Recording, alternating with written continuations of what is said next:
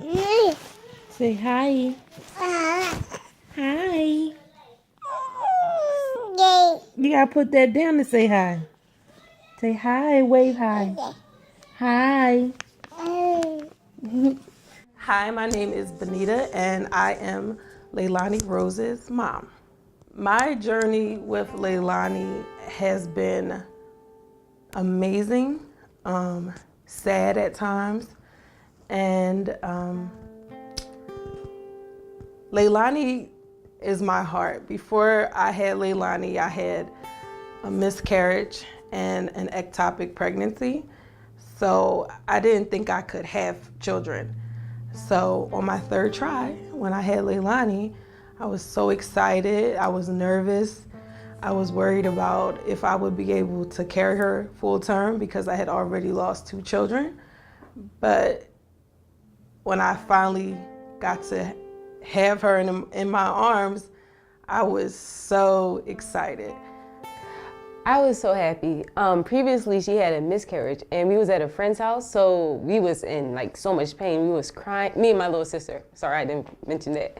We was crying, and we was in so much pain. So when we found out that she was pregnant, we was so happy, and we was like going to be aunts. So you can imagine the excitement we had. I was super, super excited because I knew that this would be the first baby in my family that I will be super, super close to on a different level because Benita, her mother, and I are just so close. I already knew that the baby and I would have a special bond.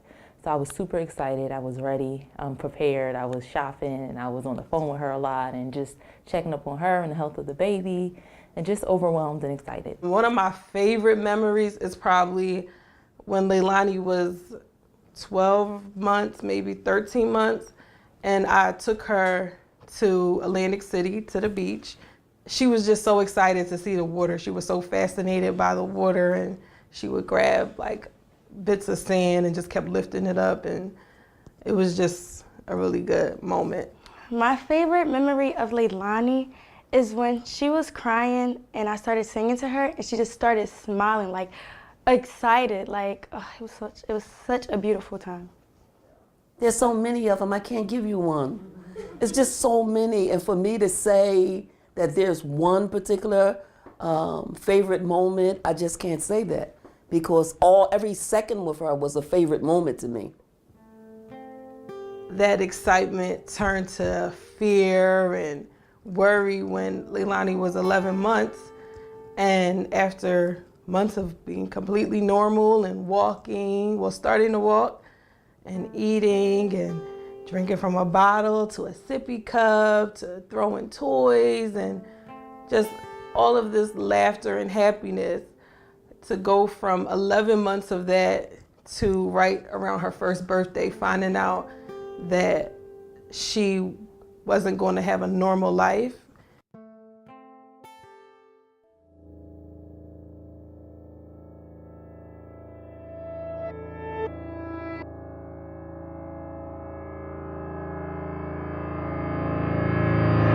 To go from being excited and happy to have a child after losing 2 other children is devastating. It's heartbreaking. My life completely changed. So when I first got the news, Benita had called me, and I was kind of at work, and so I had to go into like a separate, quiet room. And I just always was like, I was in shock. I couldn't believe it. It was almost like, okay, she has the disease, but what happens next? How do we fix it? I was just immediately in fix-it mode. How do we reverse it? How do we get her medicine? How do we make it better? How do we make her all right? So I was just in shock, but in a panic mode, but then also in a mode where I wanted to just fix the problem. Whatever was wrong, I just wanted it to be fixed.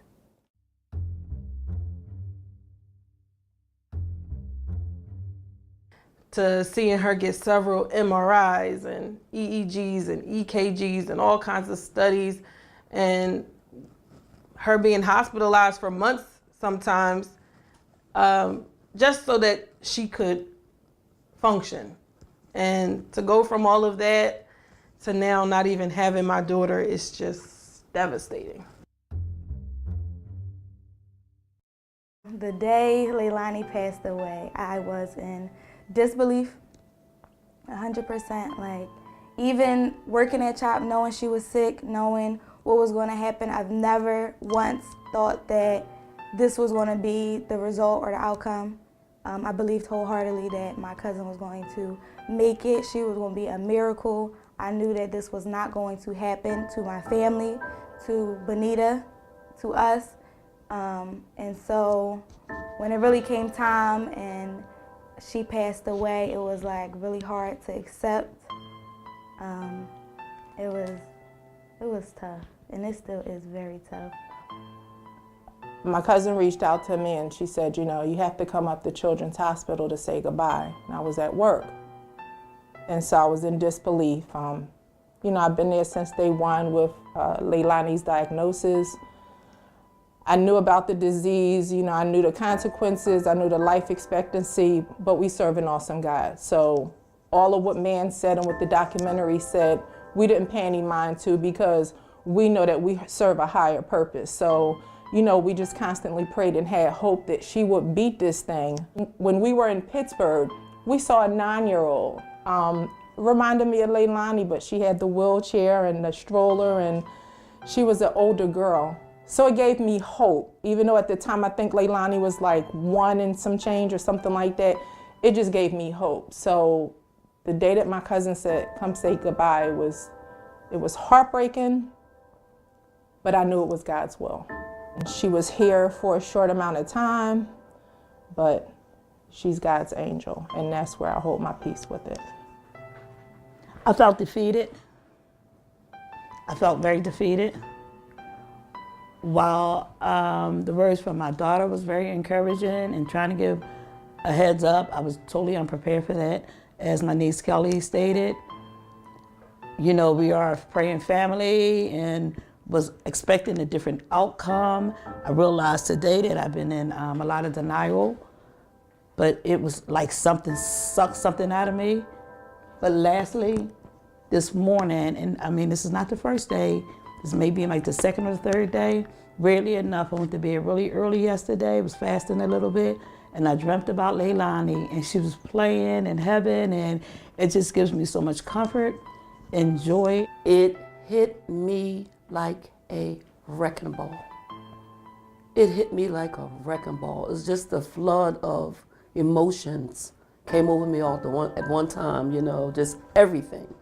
And I was just completely devastated about not only finding out that she had this Krabbe disease, that she would suffer and then die.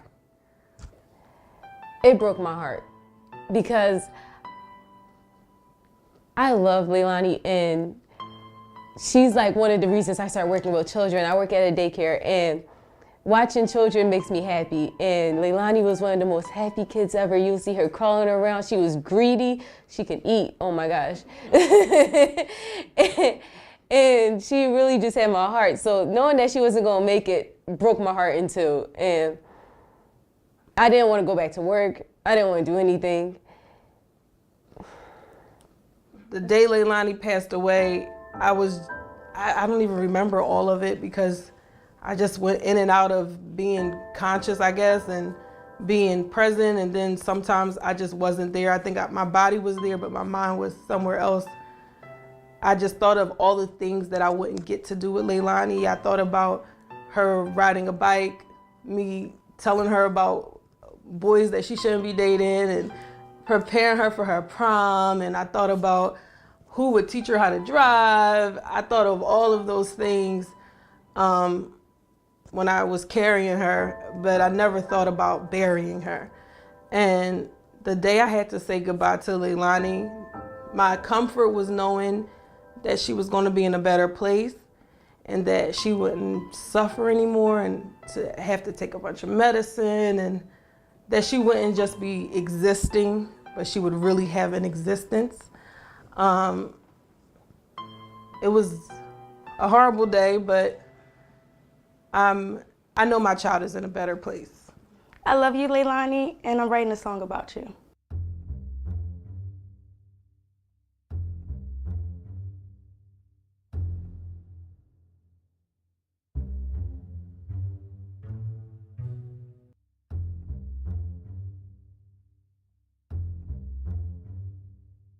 If Hannah's Law was passed in 2014, I had Laylani in July of 2016, it would have given me the opportunity to, number one, know what my child what disease my child had.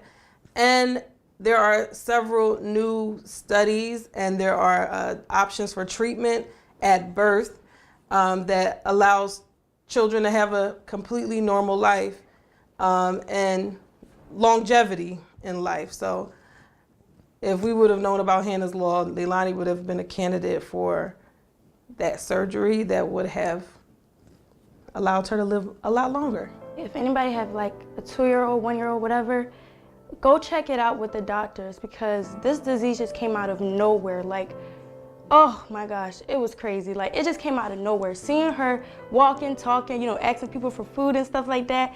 And then now just seeing her go backwards, not even lifting her head up, it broke my heart. So for anyone that has babies or anything like that, check out with your doctors.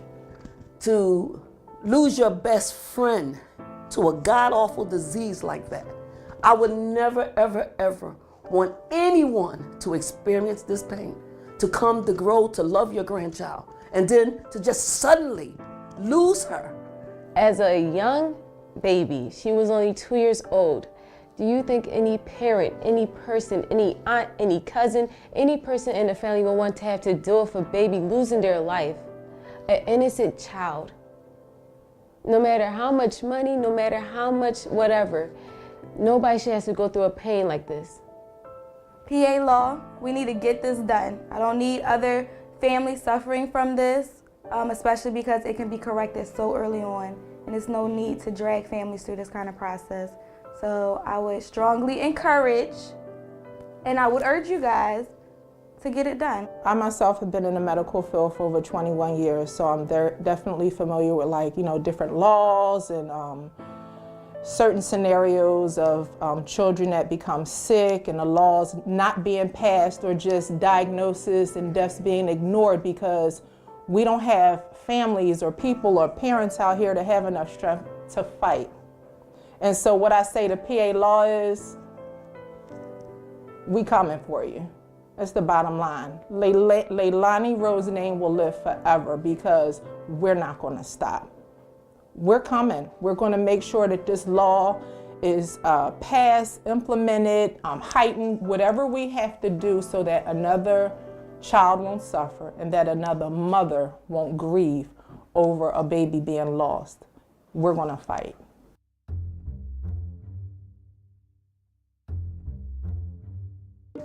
Laylani will win. Laylani will win. Laylani will win. Laylani will win. Laylani will win. Laylani will win. Laylani will win. Laylani will win. Laylani won.